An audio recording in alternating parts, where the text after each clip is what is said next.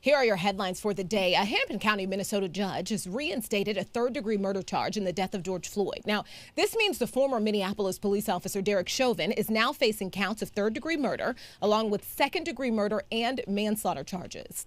Judge Peter Cahill tacked on the charge Thursday morning after the Minnesota Supreme Court's decision to not take up an appeal from Chauvin against the charge. Jury selection continues today. Now, the prosecution essentially believes this extra charge just gives them a stronger pathway to conviction. Minnesota's AG actually says it reflects the gravity of the allegations against Chauvin. And I want to break down what third-degree murder is, how it's typically broken down. It's sometimes known as depraved mind or depraved heart murder, and it generally applies to a case in which a person does something imminently dangerous to others without regard for human life, such as a good example would be firing randomly into a crowd or driving on the wrong side of the road. Yeah, and this is a good thing that happened because the reason why some of us just feel this way that he's not going to get all the charges brought up against him, right? So we're hoping that some stick, you know what I'm saying? So I'm glad this is on. But really, if you look at the whole situation, if you look at the video, you know all charges should stand. Right. Oh, sorry. Go ahead. No, go from this. Okay, I was just going to say right now, I don't have a lot of faith in the whole situation because of the way that the jury selection is going. And in addition to that, the history of cops being acquitted for, murder charges and that sort of thing, there's an awful history there. In addition to that, one thing I am looking forward to hearing is what the defense is going to say, in regards to his culpability and what actually killed George Floyd on that day. Yeah, Brooke, I'm really happy. I was going to mention that same thing. I'm glad that you defined what the murder charge means, because what stuck out to me was without regard for human life. That part really, really stood out to me because, again, like we think 1 + 1 = 2. Like it's on video, it was caught on camera, it was plastered around the world. People are still watching the video to this day. And it's hard to believe that we are even trying to fight for the government to understand why this was something that went wrong.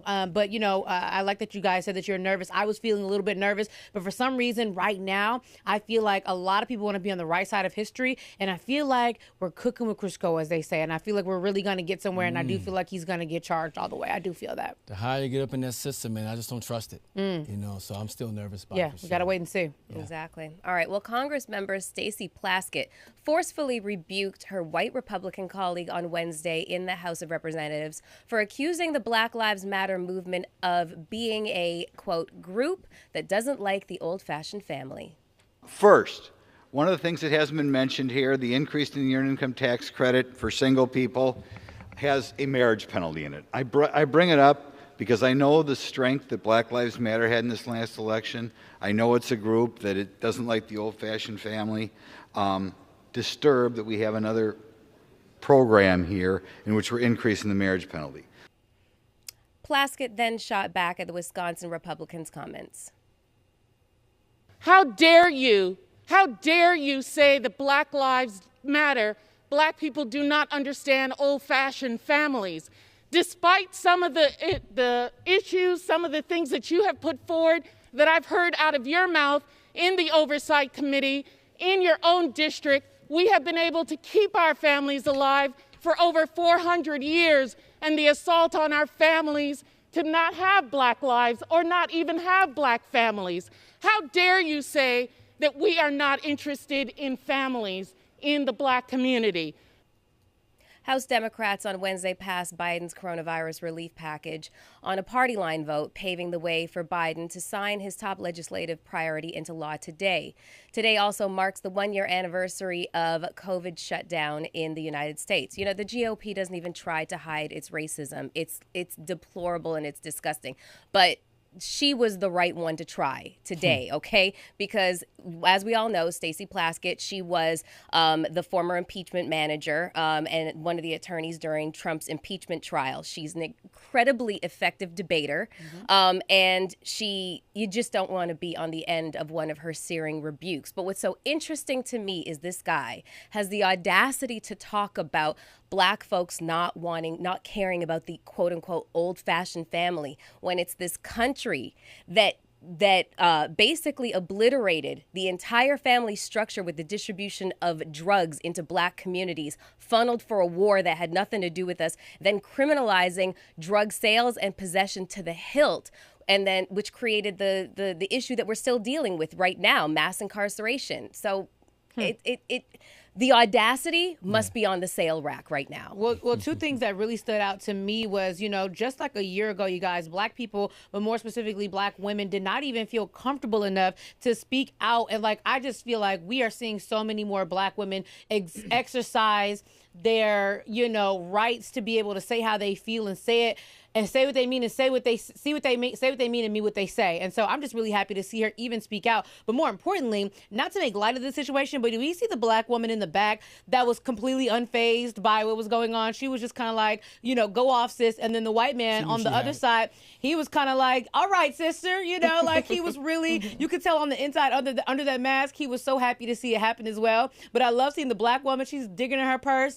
She's kind of happy that this is happening. So I really was focused on what was going on behind the scenes, but I'm really happy to see her stand up for what she means and stand up for us Black people as well. You know what I think about when these moments kind of go viral? We've been seeing them a lot recently. Black people having to stand up and defend their basic humanity. We see it, I don't know if you all saw the thing going viral with The Talk and Sharon Osbourne and two Black women sitting there having to calmly explain their humanity. And here we have another Black woman at work having to calmly explain why that's offensive, why that rhetoric is harmful. And so often these things that are deemed to say, hey, this is just the job, we're giving opinions, we're representing a certain section of people. But I have to think about the trauma that, once you go home, this is what you have to deal with in the workplace. Somebody slamming your basic humanity, your right to live. People are saying, hey, I want you to honor our lives and see them as just as important, and then somehow that means that we don't love our families. That's hard to have to deal with at work. I imagine when she went home, she had a hard night.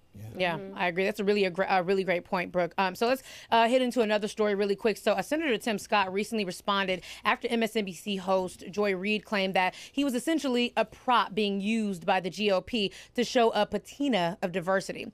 On Fox News Primetime, Scott said that comments like Reid's need to be taken seriously and urged those opposed to good common sense to read an excerpt from the Bible, pointing to Matthew 5, chapter 44, which talks about loving one's enemies.